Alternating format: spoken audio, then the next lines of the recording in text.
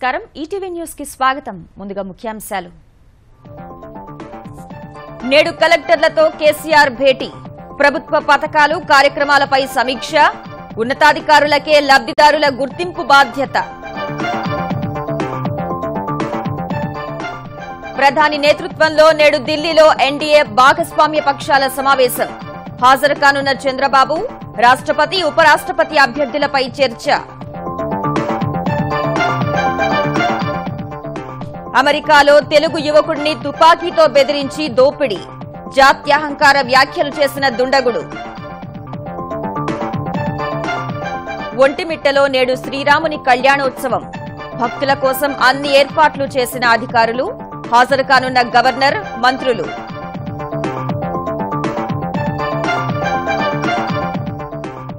ఓట్ల కొనుగోలు ఆరోపణలతో ఆర్కే నగర్ ఉప ఎన్నిక రద్దు పార్టీలు 89 కోట్ల రూపాయలు పంచినట్లు ఆరోపణలు ఆధారాలు బయటపెట్టిన ఐటీ శాఖ గోవధ నిషేధిస్తూ జాతీయ స్థాయిలో చట్టం తేవాలన్న ఆర్ఎస్ఎస్ అధిపతి గో సంరక్షకులు హింసాత్మక చర్యలకు పాల్పడరాదని మోహన్ భగవత్ హితవు ఐపీఎల్లో సన్ రైజర్స్ కు వరుసగా రెండో విజయం పాయింట్ల పట్టికలో అగ్రస్థానం మరో మ్యాచ్లో గెలిచిన ముంబై ఇండియన్స్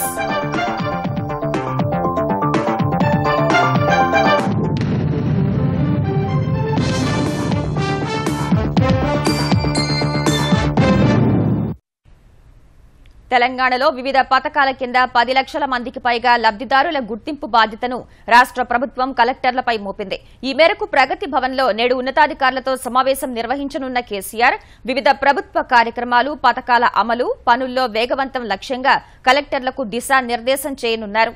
నీటిపారుదల ప్రాజెక్టులకు అవసరమైన భూసేకరణ మిషన్ భగీరథ 2 పడక గదుల ఇళ్ల నిర్మాణ పనుల పురోగతి వంటి అంశాలను ఈ భేటీలో సమీక్షించనున్నారు.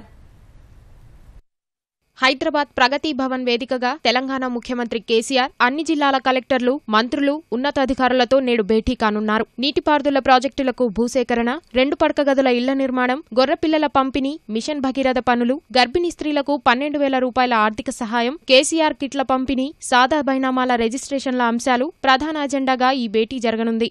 2 లక్షల ఇళ్లు నిర్మించకపోతే వచ్చే ఎన్నికల్లో ఓట్లు అడగబోమని శాసనసభ వేదికగా ప్రకటించిన తెలంగాణ సీఎం జిల్లాల వారీగా పురోగతిని తెలుసుకోవడంతో పాటు పనులు వేగవంతం చేసేందుకు తీసుకోవాల్సిన చర్యలపై చర్చిస్తారు. నీటిపారుదల ప్రాజెక్టులకు అత్యంత ప్రాధాన్యం ఇస్తున్న తెలంగాణ సర్కార్ కాళేశ్వరం పాలమూరు రంగారెడ్డి ఎత్తిపోతల తదితర భారీ ప్రాజెక్టులకు భూమిని పెద్ద ఎత్తున సేకరించాల్సి ఉంది. భూసేకరణ చట్టానికి సవరణలు చేస్తూ తెలంగాణ ప్రభుత్వం చేసిన చట్టం ప్రస్తుతం కేంద్ర ప్రభుత్వం వద్ద ఉంది. త్వరలోనే కేంద్రం నుంచి అనుమతి లభిస్తుందని ముఖ్యమంత్రి చెప్పిన నేపథ్యంలో ప్రాజెక్టుల వారీగా భూసేకరణ పురోగతిని సమీక్షించడం సహా వేగవంతంగా పూర్తి చేసేందుకు తీసుకోవాల్సిన చర్యలపై సదస్సులో చర్చిస్తారు.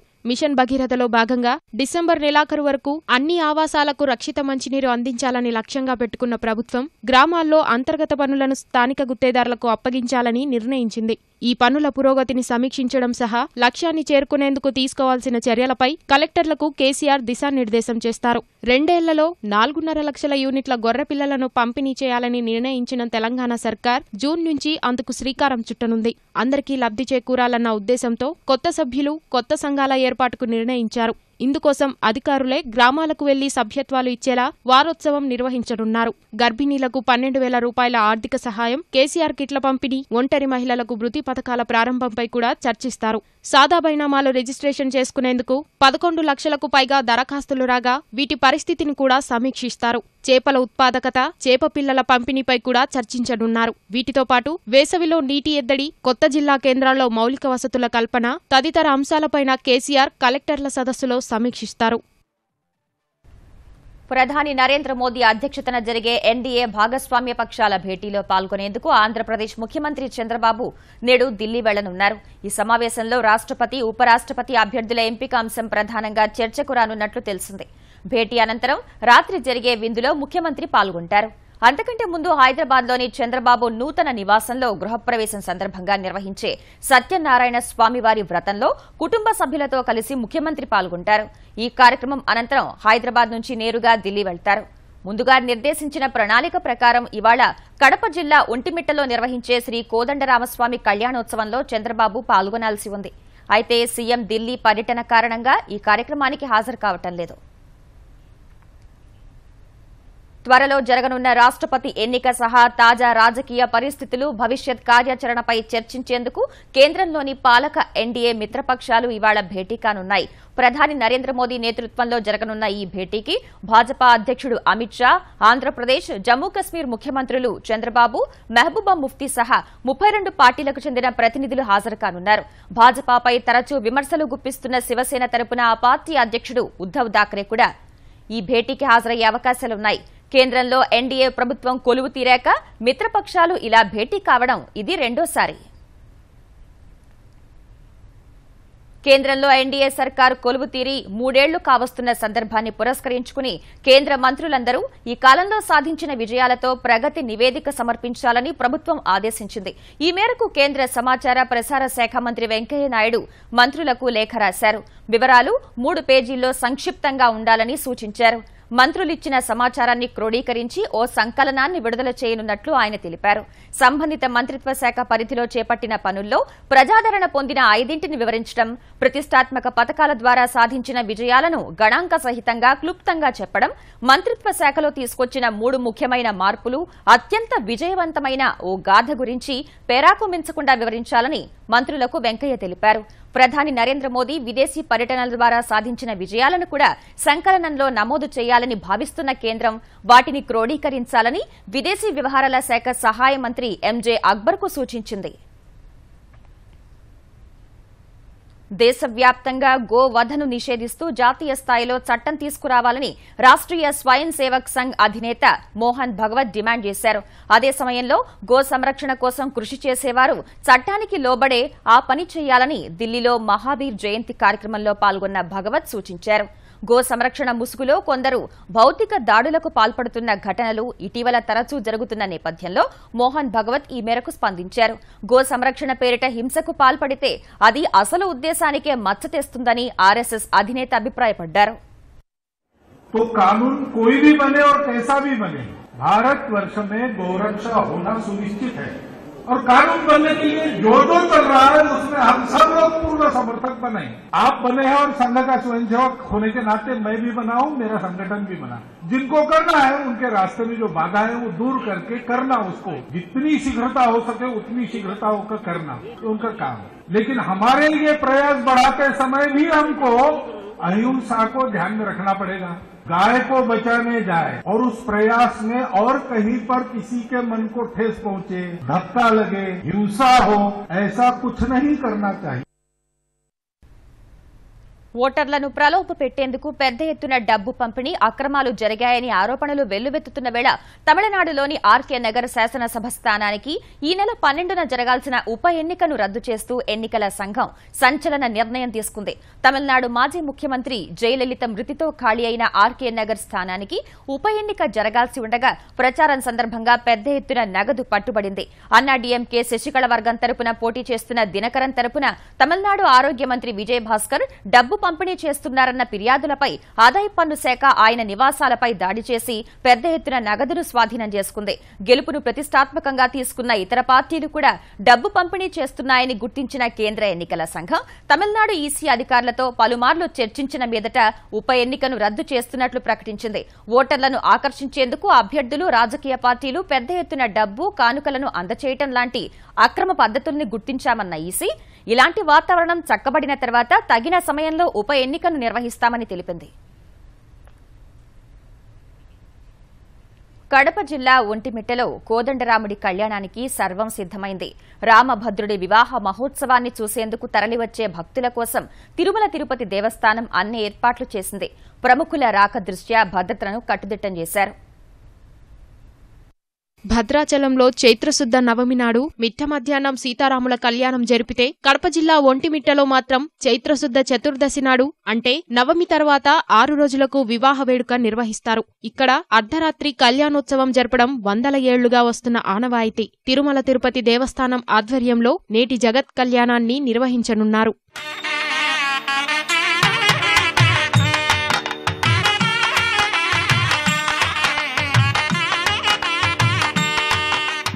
ఒంటిమిట్టను ఏకశిలానగరంగా పిలుస్తారు. ఆలయ గర్భగుడిలో రాముడు, లక్ష్మణుడు, సీతాదేవి మూల విరాట్టులు ఏకశిలలో చెక్కినందునే ఇది ఏకశిలానగరమైంది. ఎక్కడా లేని విధంగా స్వామి అమ్మవార్ల వద్ద ఆంజనేయ స్వామి విగ్రహం ఉండకపోవడం ఇక్కడి విశేషం. సీతారాముల కళ్యాణం అనేది మన జీవితాన్ని సుగమైన మార్గాన్ని ఏ విధంగా భార్యాభర్త అనుబంధం ఉండాలని చెప్పేది సీతారాముల కళ్యాణం.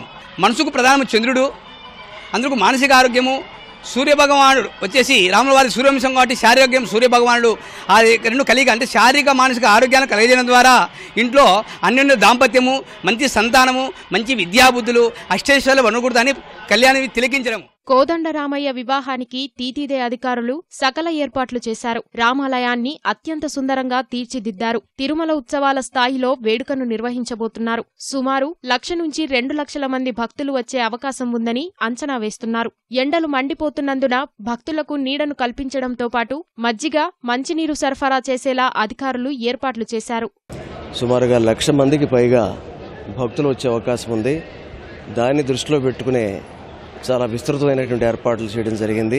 వచ్చేటువంటి వీఐపీలకు ఒక 10,000 మందికి కూడా పాసుల ద్వారా వారికి కూడా సౌకర్యార్థం కొన్ని ఏర్పాట్లు చేయడం జరిగింది. అలాగే ఆహారము, మంచినీళ్లు, వసతి కూడా పూర్తిగా ఏర్పాటు చేయడం జరిగింది.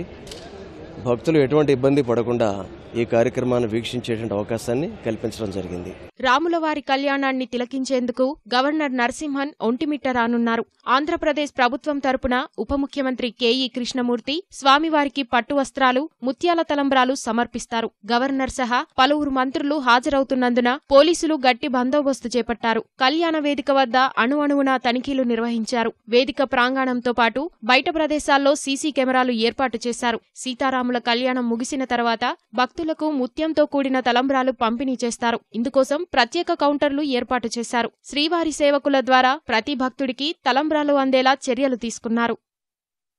ప్రపంచంలో సమస్త జీవకోటికి నీరే ప్రాణాధారం. అభివృద్ధి పేరిట మనిషి ప్రకృతి విధ్వంసానికి పాల్పడుతుండటంతో నీటి లభ్యత దారుణంగా పడిపోయింది. భవిష్యత్ తరాలకు స్వచ్ఛమైన నీరు అందించేందుకు జల సంరక్షణ బాధ్యత ప్రతి ఒక్కరిపైనా ఉంది. నీటిని పొదుపు చేస్తూనే వ్యర్థ జలాల్ని పునర్వినియోగంలోకి తీసుకురావడమే భవిష్యత్ తరాలకు మనమిచ్చే బహుమానం. ఈ మహత్తర క్రతువులో నేను సైతం అంటూ నడుం బిగించిన ఈటీవీ ఈనాడు జల ఉద్యమానికి శ్రీకారం చుట్టింది. పెరుగుతున్న జనాభాకు అనుగుణంగా నీటి వనరులు పెరగవు. అందుబాటులో ఉన్న నీటికి అనుగుణంగానే జీవన విధానం మార్చుకోవాల్సిన అవసరం ఉంది. ప్రతి వాన చినుకును ఒడిసిపడితేనే భవిష్యత్లో జలభద్రత ఉంటుంది. ప్రస్తుతం ప్రపంచ దేశాలన్నీ నీటి సంక్షోభాన్ని ఎదుర్కొంటున్నా జల సంరక్షణపై ప్రజల్లో ఇంకా అవగాహన పెరగడం లేదు. 40 ఏళ్లలో ఎన్నడూ లేనంతగా భూగర్భ జలాలు క్షీణించేసరికి పల్లెల నుంచి పట్నాల వరకు అన్ని చోట్ల నీటి కష్టాలు తాండవం చేస్తున్నాయి. తాగునీటి పరిష్కారం కోసం ఎవరికి వారు డబ్బు ఖర్చు చేసి బోర్లు వేసుకుంటున్నా వాన నీటిని కాపాడుకోవాలన్న ధ్యాస మాత్రం ఎవ్వరికీ ఉండటం లేదు. లక్షల రూపాయలు పోసి బోర్లు వేయటంలో ఉన్న శ్రద్ధ ఇంకుడుగుంత తవ్వించుకోవటంలో చూపటం లేదు. ఫలితంగా నీరు ఇంకే ప్రాంతాలు లేక వర్షపు నీరంతా వృధా అవుతోంది. ఇంకుడుగుంతలతో వర్షపు నీటిని సంరక్షించుకోగలిగితే భవిష్యత్లో నీటి కొరతను కొంతవరకు అధిగమించవచ్చు. జల సంరక్షణ ఉద్యమంలో ప్రతి ఒక్కరూ బాధ్యతగా చేయి కలిపితేనే భూగర్భ జలాల పెంపు లక్ష్యం నెరవేరుతుంది.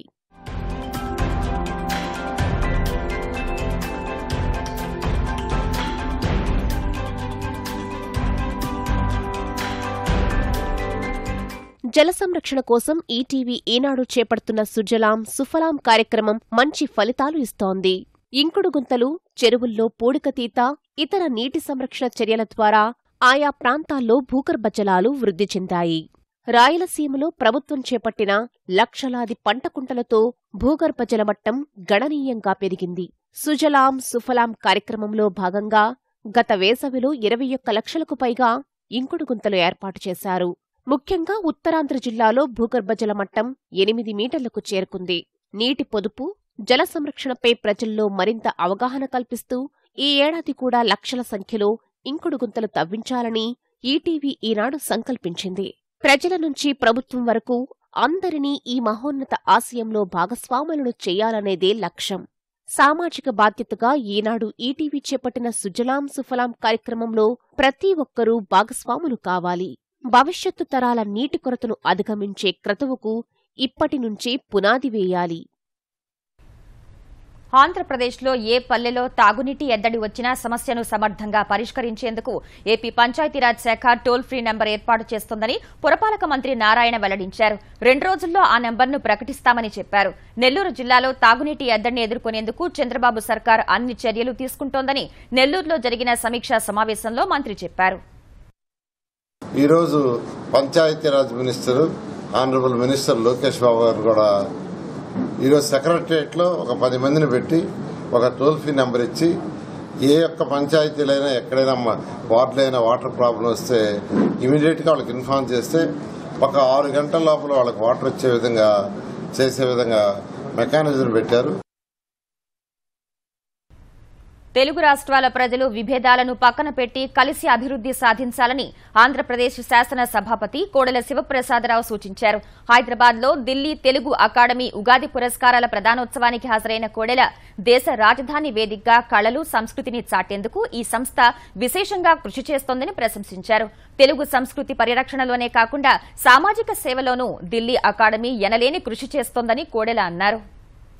తెలుగు జాతి మనుగడని ఢిల్లీలో ఎప్పటికప్పుడు మర్చిపోకుండా వాళ్ళ కార్యక్రమాల ద్వారా అక్కడ వాళ్ళకు కూడా గుర్తు చేస్తున్నటువంటి సంస్థ ఢిల్లీ తెలుగు అకాడమీ. కేవలం కల్చర్, లిటరేచర్ లేకపోతే పిక్చర్ కాకుండా ఒక సోషల్ సర్వీస్, ఎడ్యుకేషన్ పరంగా, హెల్త్ పరంగా, లేకపోతే రూరల్ డెవలప్మెంట్ పరంగా ప్రజల్లో ఒక చైతన్యం కలిగజేయడానికి కూడా ఢిల్లీ తెలుగు అకాడమీ పనిచేస్తుంది.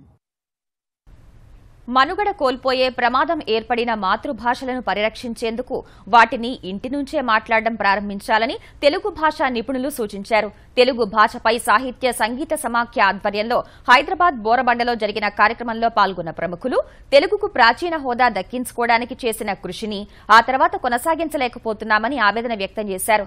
మాతృభాషను మాట్లాడడం ఇంటి నుంచే ప్రారంభించాలని సాహిత్య సంగీత సమాఖ్య వ్యవస్థాపక అధ్యక్షుడు రావికొండలరావు సూచించారు. మాతృభాషలో చదివితే ఉద్యోగాలు రావు అన్నది అశాస్త్రీయమని ఈనాడు పాత్రికేయ పాఠశాల ప్రిన్సిపల్ నాగేశ్వరరావు అన్నారు. ఇంటి దగ్గర ప్రారంభం కావాలి. తెలుగులో మాట్లాడటం 1,00,000 మాటలు తెలుగులో ఉన్నాయి. 10 మనిషి ఇంటికి వస్తే నేను లేట్ గా వచ్చావు, ఆలస్యం ఉండేవా అమ్మ, రేపు నేను లేట్ గా వస్తాను, అది దానికి ఇంగ్లీష్ రాదు, నేను లేట్ గా వస్తాను. లేటు ఆలస్యం అనే మాట పోయిందా? మనకి లేదా మాట? ఉన్న మాటలు వాడండి. ఏదో నేను మాటల కోసం వాటి తెలుగు ఏంటి అనేది అనవసరం. ఉన్న మాట ఎందుకు వాడరు? మాని పిలుపులో ఉన్నంత ఆనందం మన మీలో ఉందా చెప్పండి. అక్కడ ప్రారంభం కావాలి.